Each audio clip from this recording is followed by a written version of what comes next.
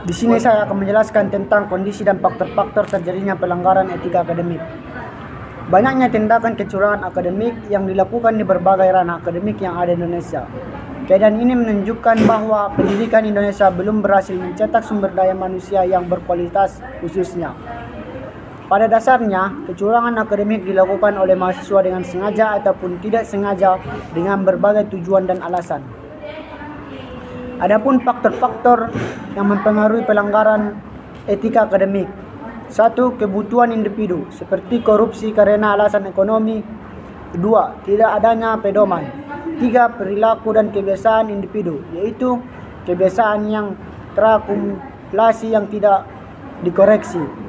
4. Lingkungan yang tidak etis seperti pengaruh dari komunitas. 5. Perilaku orang yang ditiru seperti efek primordialisme yang berlebihan.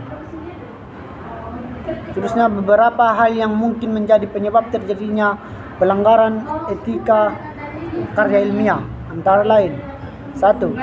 Ketidaktahuan atas etika penulisan dan publikasi karya ilmiah. 2.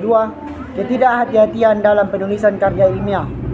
3. Kecurangan dalam penulisan dan penerbitan karya ilmiah. 4. Kemalasan dalam melakukan penelusuran bahan pustaka dan pengutipan sumber pustaka. Terima kasih kepada moderator. Baiklah, di sini saya akan menyampaikan materi selanjutnya, yaitu bentuk-bentuk pelanggaran etika akademik. Kecurangan etika akademik merupakan salah satu tindakan yang bertentangan dengan etika dan kecurangan akademik yang dapat terjadi ketika mahasiswa melakukan berbagai cara yang tidak baik untuk mencapai tujuan dan keberhasilan. Kecurangan etika akademik dapat dilakukan mahasiswa khususnya dalam proses pembelajaran. Tindakan yang melanggar etika akademik adalah perbuatan yang salah dan merupakan tindakan yang tidak semestinya dilakukan. Di antara aktivitas yang tergolong dalam kelompok tindakan pelanggaran etika akademis yaitu plagiat, ijazah palsu, penyontekan, perjokian, penyuapan, dan tindakan diskriminatif. 1. Kasus plagiat. Kasus plagiat merupakan salah satu nilai tertinggi karya tulis yang merupakan orisinalitas atau keaslian. Sebuah karya tulis harus memiliki nilai kualitas dalam hal keaslian, objektivitas, dan kejujuran.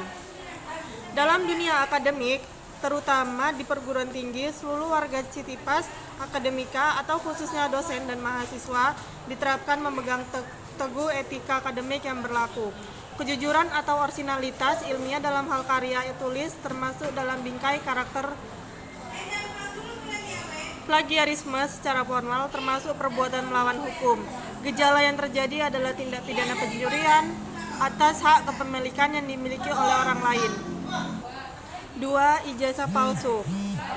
Kasus ijazah palsu merupakan fenomena yang berkaitan dengan memberi gelar termasuk melanggar etika akademis.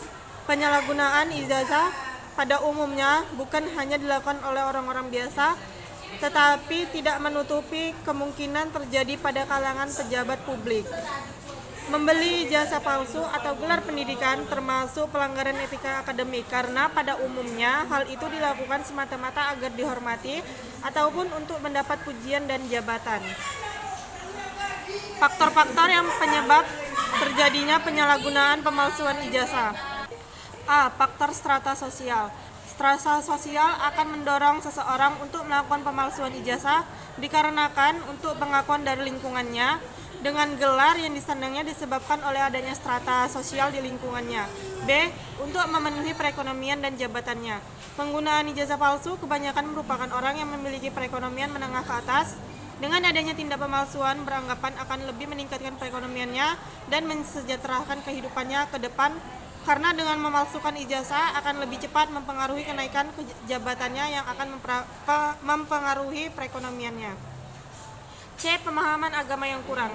Lemahnya keimanan yang ada pada diri seseorang atau rendahnya moral yang ada sehingga dapat terpengaruhi dengan hal-hal yang tidak baik yang dapat merusak moral pada diri sendiri. 3. Menyontek. Fenomena menyontek sering terjadi dalam kegiatan belajar mengajar, terutama ketika ujian. Fenomena ini biasanya jarang terdengar dibahas di dalam ranah yang lebih khusus Karena kasus seperti ini cukup diselesaikan dengan pribadi saja. Perilaku menyontek dipandang sebagai perbuatan yang tidak baik, tidak terpuji, dan perbuatan berdosa yang harus dihindari termasuk pelanggaran etika akademik.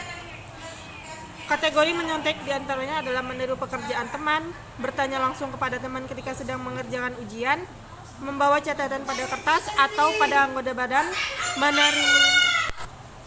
4. Pengajuan ganda. Pengajuan ganda merupakan tindakan pelanggaran etika bila seorang menulis menyampaikan tulisan yang sama pada beberapa terbitan yang berbeda, bahkan termasuk dalam beberapa kali presentasi yang berbeda forumnya. 5. Klaim yang tidak sesuai fakta. Klaim yang tidak sesuai fakta termasuk pula pada pelanggaran etika. Bila seseorang penulis mengklaim suatu hasil namun tidak sepenuhnya benar berdasarkan fakta atau bukti yang diperoleh. 6. Kontribusi penulis yang tidak signifikan. Kontribusi penulis yang tidak signifikan merupakan pelanggaran etika bila seorang penulis sebenarnya tidak memiliki kontribusi yang ilmiah terhadap karya ilmiah tersebut. Tidak boleh hanya karena peran sebagai reviewer, seseorang dapat dipasang sebagai penulis dalam suatu karya tulis ilmiah. Terima kasih, saya kembalikan moderator. Terima kasih kepada moderator karena telah memberikan saya kesempatan untuk melanjutkan pemateri kami. Materi kami selanjutnya adalah dampak pelanggaran etika akademik. Pelanggaran etika akademik akan berdampak pada penerapan sanksi bertingkat sesuai dengan tingkatan pelanggaran atas etika akademik dalam rangka penegakan integritas akademik. Tindakan yang melanggar etika akademik merupakan tindakan yang etis dan atau pelanggaran akademik. Aktivitas yang termasuk dalam kategori tindakan etis dan atau pelanggaran akademik merupakan perbuatan yang terlarang. Selanjutnya, secara umum sanksi akademik dapat berupa salah satu atau lebih dari beberapa sanksi berikut. Misalnya, peringatan keras secara lisan oleh petugas tertulis, misalkan pimpinan fakultas atau ketua jurusan. Yang kedua, pengurangan nilai ujian atau pernyataan tidak lulus yang pada mata kuliah atau kegiatan akademik yang dilaksanakan dosen pengampu yang bersangkutan. Yang kedua, prosedur penetapan sanksi. Prosedur penetapan sanksi terhadap mahasiswa atau alumni yang kemudian diketahui melakukan pelanggaran, yaitu penetapan bukti pelanggaran, pengesahan oleh para pihak yang berwenang, penetapan sanksi oleh dosen pengampu atau ketua jurusan, akan menunjukkan tim pemeriksaan untuk meriksa atau mengumpulkan data. Hasil pemeriksaan tim terhadap dugaan terjadi pelanggaran akademik sedang atau berat. Pimpinan universitas setelah mempertimbangkan berita acara hasil pemeriksaan atau mengumpulkan fakta-fakta. Tim penyelesaian pelanggaran akademik terdiri atas pimpinan universitas, 3 orang pakar hukum, pimpinan fakultas pelapor, tenaga administrasi sebagai pencatatan jalannya sidang. Sekian dari saya kembalikan ke moderator. Terima kasih.